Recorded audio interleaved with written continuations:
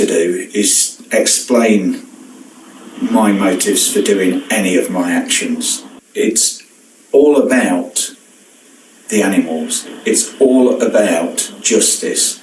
What veganism and animal rights are not about is they're not about abstaining from flesh, also known, what was become popular term in the movement is carnism, and so anti-carnist. So we are not anti-carnist, because that reduces veganism and animal rights to being an issue about flesh, and that is not what veganism and animal rights are about. That's a small part of it. Obviously vegans don't eat flesh and don't promote the use of eating flesh and don't support eating flesh, but that is not what veganism and animal rights are. So carnism is a very problematic term, and if you look into etymology and the power of words and language, then you'll understand what I mean. You might do well to listen to people in the movement who've been around a lot longer than me, like Roger Yates, or to Wendy McGovern. She's got some amazing stuff to say on our use of language. So please go to their socials and listen to them. Roger particularly has got a deep knowledge of the history of the movement, and I think a lot of the things we're seeing in animal rights and veganism at the minute are forgetting where we came from and what the ideas and ideals of veganism and animal rights are. So yeah, we are not about abstaining from flesh. Carnism is a problematic term. We are also not about improving methods or improving the welfare of animals that are exploited by humans. We are about preventing and stopping the exploitation full stop. Veganism and animal rights is essentially a justice movement.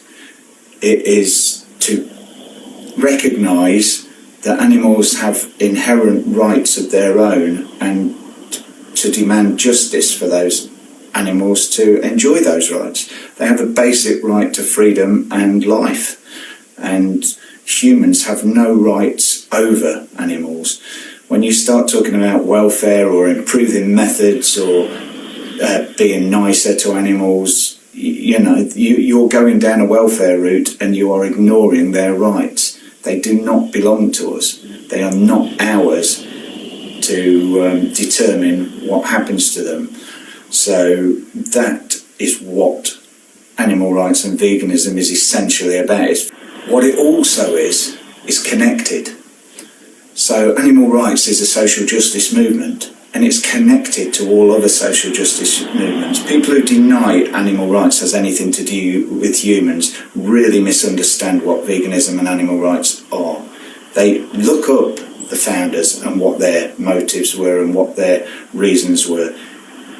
Humans cannot be free until all animals are free. Humans need to recognise their connection to animals and their also connection to other social justice movements. So you cannot advocate for justice for animals when you are not supporting justice for other socially oppressed groups, whether that be women, people of colour, whether that be people of different genders or their sexual preference or disability or any other factor, age, anything. You can name any number of factors that people are oppressed about, and animal rights is connected to all of these movements, and you could dig deeper to see latent connections between, for example,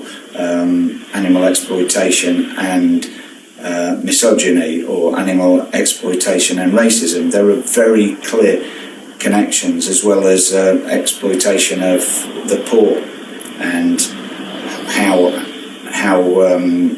all animal exploitation is essentially capitalist in its nature. So we need to recognise that. So when people deny in the movement that we're connected to these things, then they are misunderstanding fundamentally what veganism and animal rights are. So I used my platform on top of that gas chamber to talk in those lives that I did, not just about what's happening to the pigs in those slaughterhouses and in the gas chamber specifically, but also to talk about social justice and to talk about our connection to all of these things and to talk about what it means to be an animal rights activist and a vegan. So I hope that that's given you some more idea as to why we did the action and why I do actions.